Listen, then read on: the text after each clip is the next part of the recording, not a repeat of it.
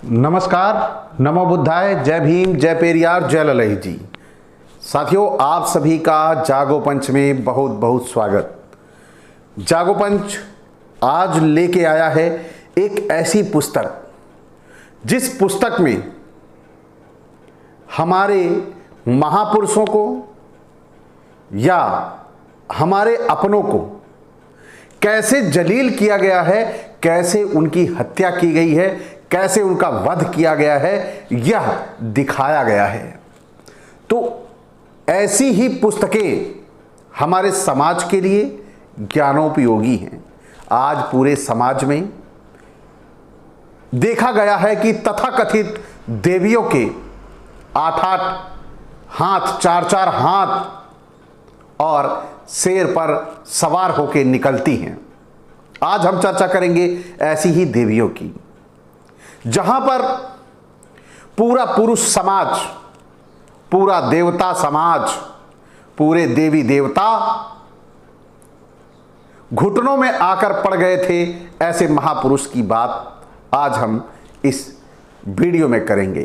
तो साथियों, आप अंत तक बने रहें और यह वीडियो देखें कि कैसे हमारे समाज के महापुरुषों के साथ अत्याचार हुआ, कैसे उनके साथ दुर्व्यवहार हुआ, कैसे उनको नीच कहा गया, कैसे उनको प्रताड़ित किया गया। इस वीडियो में आप साफ साफ देखेंगे। तो आज हम कहानी लेके आए हैं।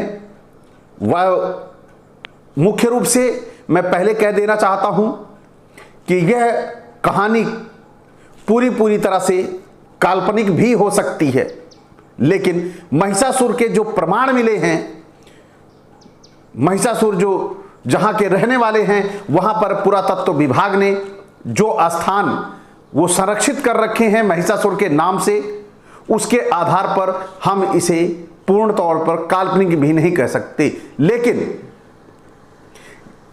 इन पुस्तकों के आधार पर हम उन्हें जीवित कह सकते हैं। और पुरातत्व विभाग के उस स्थान और उस जगह के बारे में प्रत्यक्षदर्शी लोगों को कहना है कि महिषासुर का अस्तित्व था। तो जब उनका अस्तित्व था तो आइए उस पुस्तक में महिषासुर के अस्तित्व के विषय में कुछ चर्चा की जाए। मैं आपको कुछ बताता हूं, ऐसी चीजें जो हमारे समाज में सभी को मालूम नहीं है और हमारे समाज को गुमराह कर दिया जाता है। तो महिषासुर एक चक्रवर्ती सम्राट थे, जिन्होंने पूरे भूभाग पर पूरे भूभाग का पूरे विश्व पर कब्जा कर लिया था। क्योंकि इस पुस्तक में ऐसा ही दिखाया गया है। तो मैं आज कौन सी पुस्तक लेके आया हूं, यह आपको बताता हूं। यह पुस्तक है श्रीमद् देवी पुराण, देवी भागवत, श्रीमद् देवी भागवत है ये। इस पुस्तक में महिषासुर के चरित्र के बारे में, महिषासुर के जीवन के बारे में, उनके युद्ध के बारे में 5वें स्कंध में विस्तृत से लिखा गया है। तो आज हम इसी के विषय में चर्चा करेंगे। महिषासुर इतने शक्तिशाली कैसे थे, इसके विषय में मैं आपको बताता हूं। यह राजा जन्मेजय और व्यास जी आप बैठे हुए थे, वो चर्चा कर रहे थे। तो राजा जन्मेजय ने व्यास जी से पूछा कि महिषासुर के राज्य के बारे में और उनके अत्याचारों के बारे में जानकारी देने के लिए कहा। तो व्यास जी ने बताया कि महिषासुर बड़े ही प्रतापी राजा थे और वह बड़े अपने आप को संपूर्ण राज्यों पर कब्जा करने के लिए, संपूर्ण राज्यों को अपने राज्य में शामिल करने के लिए, अपने आप को शक्तिशाली बनाने के लिए उन्होंने ब्रह्मा की उपासना की।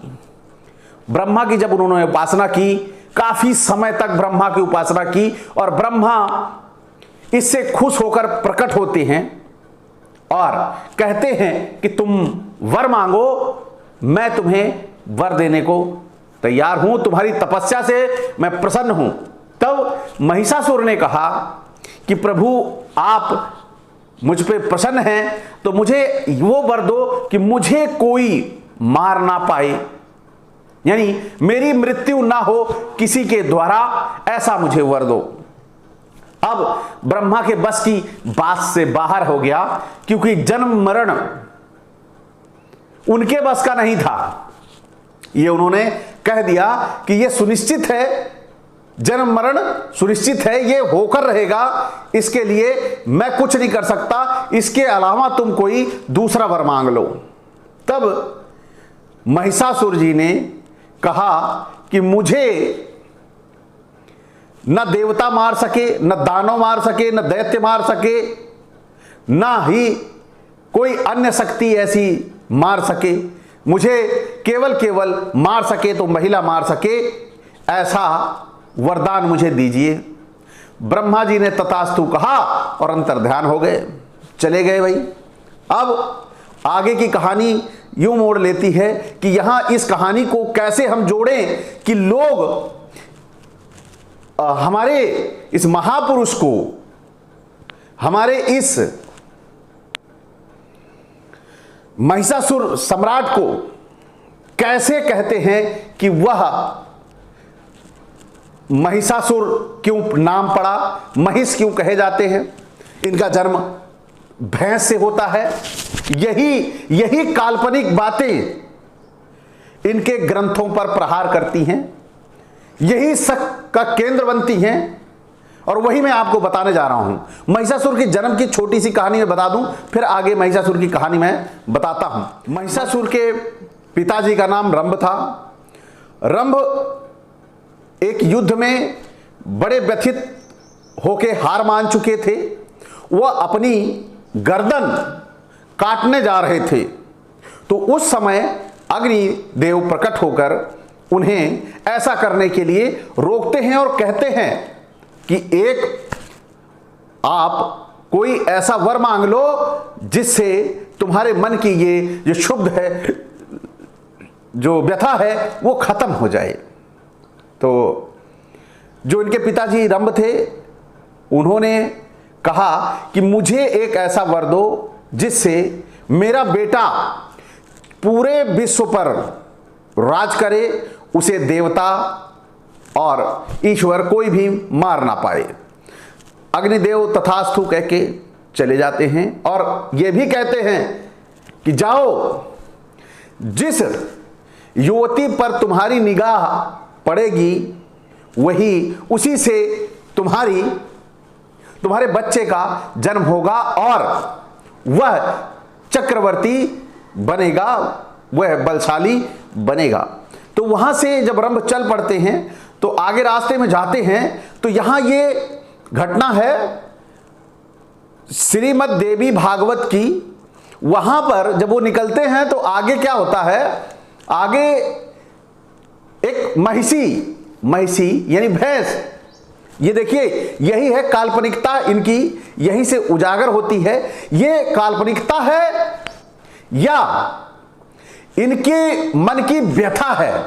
ये हमारे समाज की महिला को भैंस कह रहे हैं, महिषी कह रहे हैं। वह काली रही होगी, वह कुरूप रही होगी, सुंदर नहीं रही होगी, इसलिए उसे इन्होंने काली को भैंस कहा। या फिर यह हो सकता है कि इनके अंदर की कुढ़न और चिढ़न ने उसको भैंस नाम दिया और महिषासुर को जलील करने का एक ऐसी कहानी लिखी।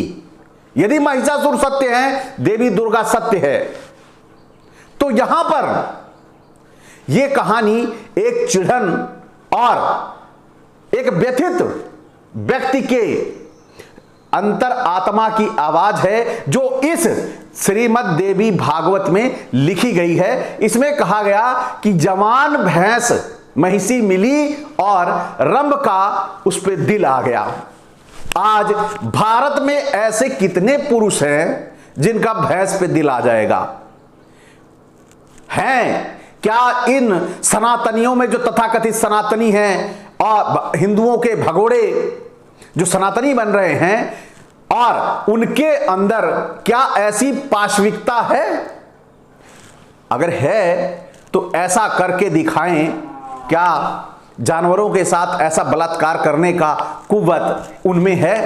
तो यहां पर दिखाया कि रंभ का दिल उन पे आ जाता है और उन दोनों के बीच में संबंध बनता है। इसी बीच एक दूसरा भैंसा आ जाता है और रंभ वह उस भैंस की तरफ जाने लगता है जो वह महिषी होती है। तो रंभ और उस भैंसे में लड़ाई होती है और बहुत भयंकर लड़ाई होती है। उस लड़ाई में रंभ के हृदय पर चोट लगने के कारण रंभ की मृत्यु हो जाती है। तो वो महिषी वहां से भागकर वहां पास जो यक्ष लोग थे उनके पास चली जाती है और कहती है कि वह मेरा पीछा कर रहा है और वो मेरे मारना चाहता है। तो यहां पर जब यक्ष लोग कहते हैं तुम चिंता ना करो, हम उससे निपट लेंगे, तो वहां पर यक्ष लोग क्या करते हैं, अपने बाणों से उस भैंसे को मार गिराते हैं। और तब जो महिषी देवी होती हैं वो अपने इस व्यथा के लिए कि मैं अब जीकर क्या करूंगी, मैं अपने पति के साथ अपनी देह त्याग देंगी, तो वो सती होने के लिए अपने पति के साथ बैठ जाती हैं। तो वहां पर इनके पेट में, अब यहां पर देखिए ये तुरंत का मिलन था।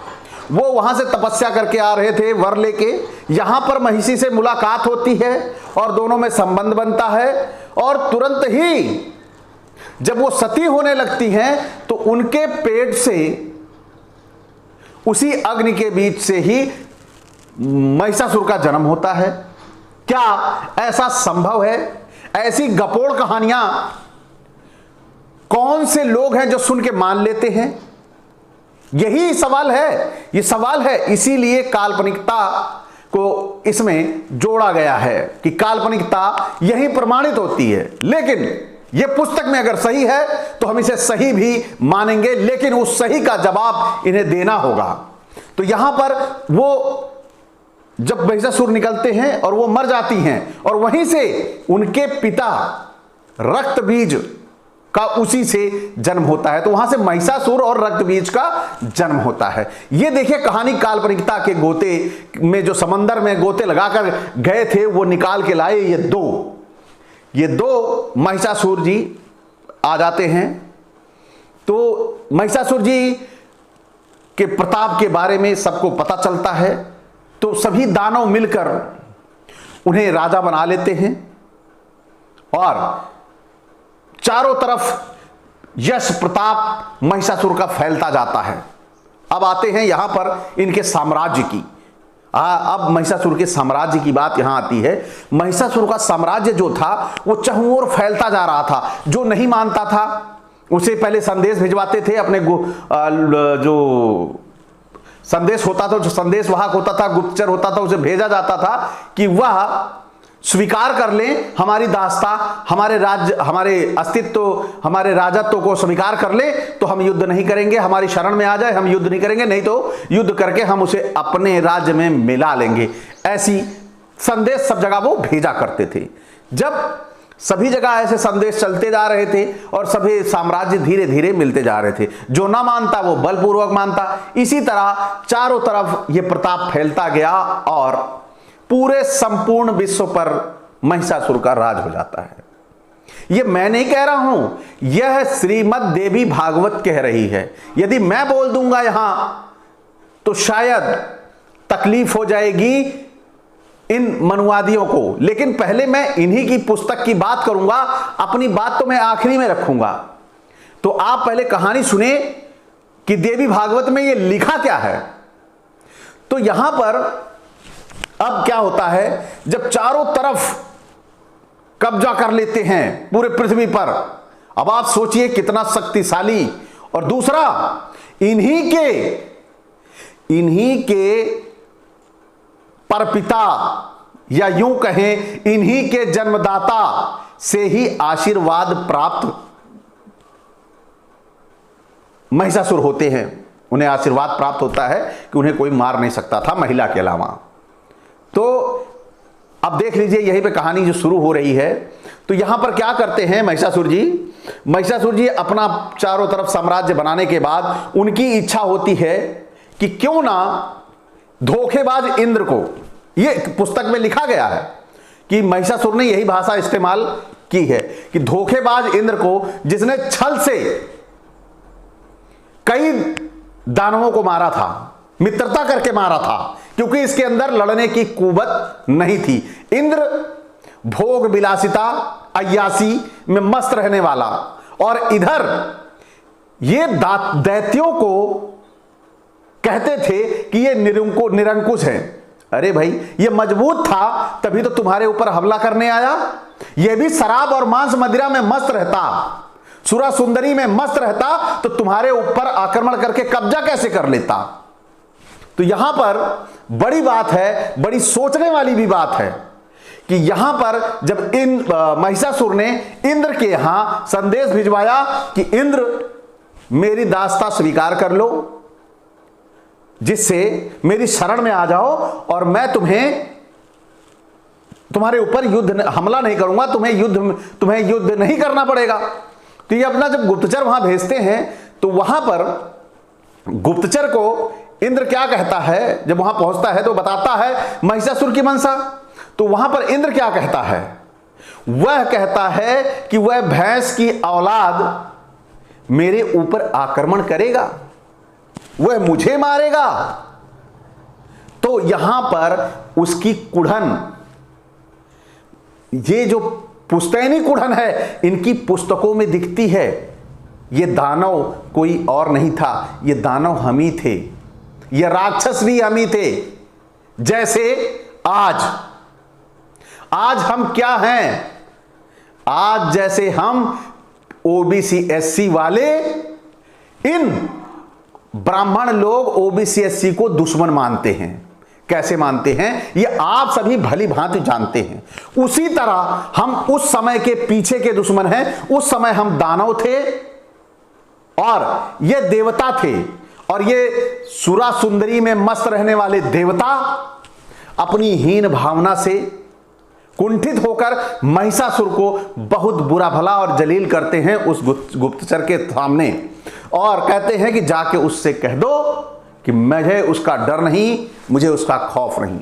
तो वहां से वो गुप्तचर आता है और यहां पर महिषासुर से कहता है कि इंद्र ने बहुत बुरा भला कहा, वैसे नीच शब्दों को मैं अपने मुंह से आपके सामने नहीं कह सकता, आप मेरे स्वामी हैं। तो महिषासुर क्रोध से लाल हो जाते हैं। उधर दूसरी तरफ की घबराहट देखिए, वह कह तो देता है कि मुझे कोई डर और भय नहीं, लेकिन तुरंत सभी देवताओं को बुला के, घबरा के, बृहस्पति को बुला के मीटिंग करता है कि हमें अब क्या करना चाहिए। तो वह बृहस्पति जी कहते हैं कि चले जाओ, यहां भी कहानी में देखिएगा, चले जाओ और ब्रह्मा जी के पास वो उपाय बताएंगे। अब ब्रह्मा जी के पास पहुंचने के बाद इंद्र पहुंचता है, वहां पे कहता है कि परमपिता ऐसा ऐसा महिषासुर हमला करने वाला है स्वर्ग पर, आप कुछ उपाय बताएं। तब वहां पर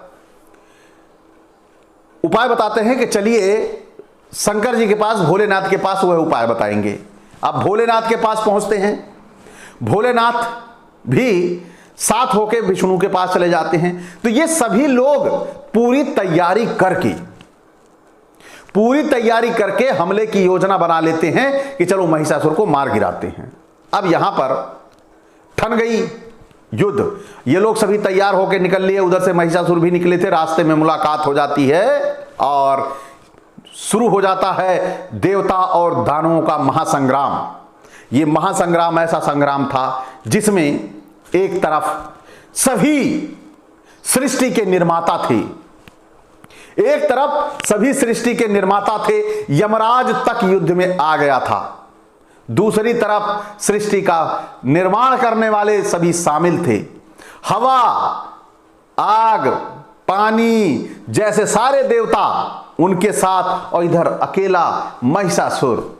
अब देखिए युद्ध काफी सालों चला, जिसमें सबको मुंह की खानी पड़ी। शंकर अकेले लौट गए, विष्णु अपने घर चले गए और इंद्र रह गया। तो इंद्र को भी खदेड़ दिया, महिषासुर ने खदेड़ दिया और सभी देवता डर के मारे भाग गए।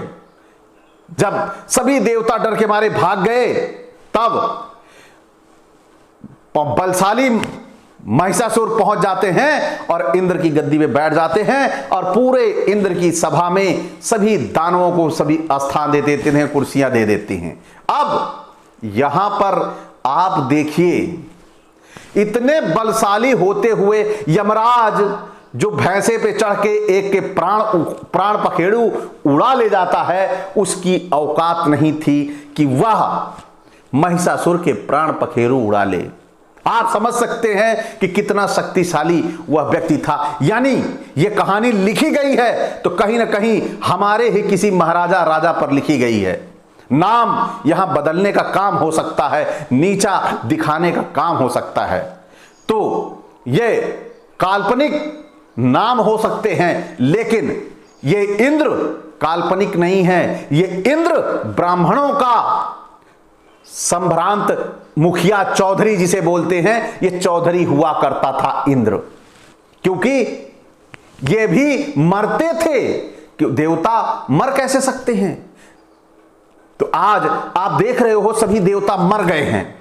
पहले जो था देवताओं का सारा पूरा कार्यक्रम, युद्ध में ये कहा गया है, इसी श्रीमद् देवी भागवत में कहा गया है कि देवता उस समय युद्ध में बहुत सारे देवता मारे गए।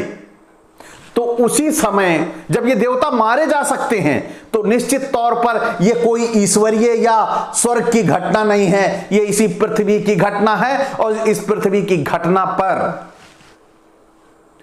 ये अपने आप भी विष्णु बने थे, शंकर बने थे, ब्रह्मा बने थे। ये कोई किसी पारलौकिक घटना नहीं है। इसमें हमारे ही महापुरुषों को नीचा दिखाना और धोखे से उन्हें मार देने की कहानी है। ये नाम ये काल्पनिक हो सकते हैं, ये कोई दैवीय नहीं है। ये दैवीय होते तो उस समय देवता कैसे मर जाते? तो उस समय युद्ध में देवता भी बहुत सारे मरे थे। ये देवी श्रीमद् देवी भागवत कहता है, मैं नहीं कहता। तो आइए आगे चलते हैं। इस तरह 100 सालों से ज्यादा स्वर्ग पर कब्जा कर कर महिषासुर राजा बना रहा। तो साथियों, आप सभी ने देखा यहां पर इस वीडियो में, इस पूरी कहानी में, ये जो श्रीमद् भागवत से आई है, इस कहानी में महिषासुर ने कैसे इन सभी को धूल चटाया। कितने महाप्रतापी राजा रहे होंगे। यहां तो हमारे सम्राट अशोक थे जिन्होंने अखंड भारत बनाने का काम किया था, लेकिन इससे पहले भी ये हमारे महापुरुष ऐसे रहे हैं जिन्होंने स्वर्ग पर तक कब्जा कर रखा था। यानी स्वर्ग कहीं और नहीं है। इन दानवों की क्या हिम्मत थी कि वहां स्वर्ग में पहुंच जाते? कोई सीढ़ी इन्होंने लगाई ही नहीं। लेकिन अगर स्वर्ग पर पहुंचे हैं तो निश्चित तौर पर स्वर्ग यहीं कहीं भारत में ही था। यह स्वर्ग हमें समझना होगा कि यह स्वर्ग है कहां।